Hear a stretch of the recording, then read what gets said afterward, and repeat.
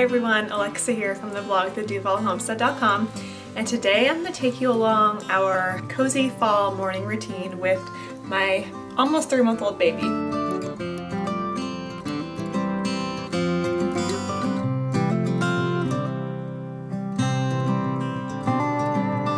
I just love cozy fall mornings and enjoying the peace and quiet, especially when it's a little darker in the mornings now. The sun isn't rising quite as early. I filmed a video last night which was a nighttime routine with our baby, and so to accompany that I got an idea to also film a morning routine with our baby. I've noticed that I've gotten into kind of a routine with her that we do certain things on certain nights, certain things in the morning, and so I thought it'd be fun to just take the camera along and see what comes of it. I don't always know what I'm going to be filming until it actually happens because I am just filming what I'm doing normally, but this will probably give you a little bit of a behind the scenes, especially helpful if you are pregnant or wanting to have a baby. It's just kind of fun too to see the routines of other people and how a newborn baby fits into it. So morning time is one of my favorite times. I love it because you wake up and you have the whole day ahead,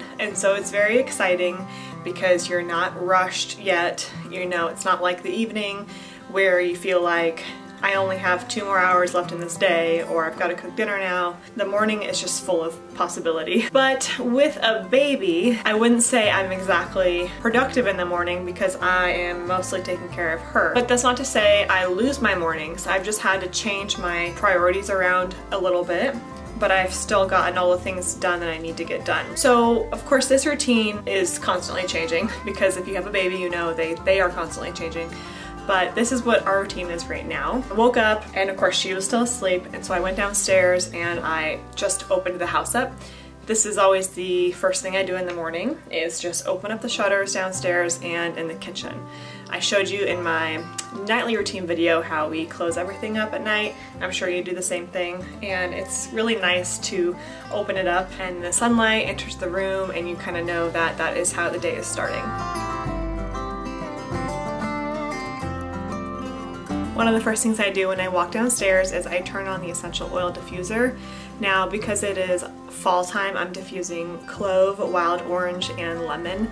It's a very warm and comforting yet refreshing blend of oils that just really makes the kitchen smell so cozy. So the first thing I do in the morning is I make our Kefir Smoothie. The reason I like doing this is because if anything else, I at least had that really powerful smoothie in the morning. So if for some reason we go out to eat that day and I don't get a salad or something for dinner, I at least had some of the dried greens. But that rarely happens because we rarely go out. I like that it's kind of a kickstart to my day with nutrients.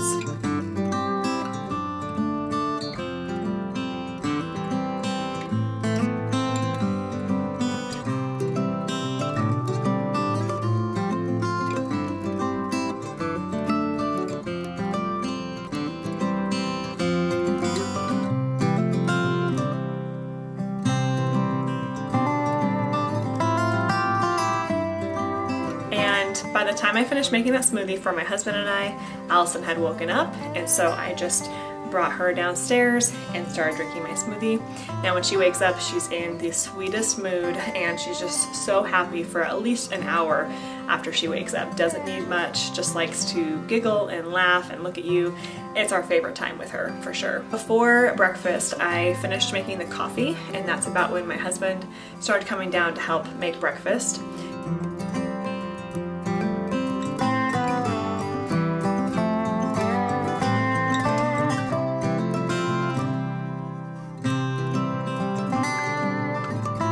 We drink an organic coffee. The company is called Ethical Bean. They're not sponsoring this video, but I just want to say that they have the best coffee. We've been drinking their coffee for over a year now, and it's all organic and it is so delicious, which is hard to find. Usually organic coffee is not as good as something like Starbucks, but we don't even buy Starbucks anymore because this coffee is so much better. And I like to, if I can, have a couple moments of quiet time, so I just put Allison down for a second because she was kind of over being held, and had some coffee, and I just posted on Instagram, which I'm not very good at doing. I'm trying to be better at it, but I find that Instagram just takes a lot of my time because I'm scrolling and trying to keep up with everybody, and so it's easier to just not do it. But then I need to do it because it helps with my business I'm trying to create, with my blog, getting people to know where my website is. So I was able to actually post something this morning with my coffee. My husband and I just kind of play with her in the morning. Now this morning he was able to help make breakfast, so he actually started a cast iron skillet breakfast with potato and pepper, and we put an egg on top. I actually want to share that recipe to the blog soon.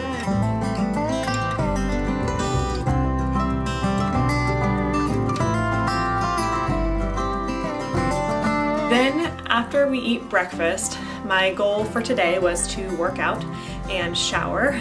Now I don't do this every day. I like to do it every day if I can, but I do it at least every other day. And I wanted to provide some helpful tips to work out while you have a baby. I know a lot of moms feel really overwhelmed with having a baby because they take up all of your time, and they might think they don't have time to work out and it's just not a priority. But it is so important that you actually continue to work out, if you did before you had your baby, to maintain your health and your muscles and your body so that you can be nice and healthy for your kids later on. And I will say that it is really not that hard to fit it in. Just like anything else, everyone has the same amount of hours in the day. It's just a matter of prioritizing it. And so what I do is I do it in the morning. And again, this goes back to my first point about there being all this time in the morning. If you wait to work out, if you say to yourself, I'll work out at the end of the day if I have time, you definitely won't work out that day.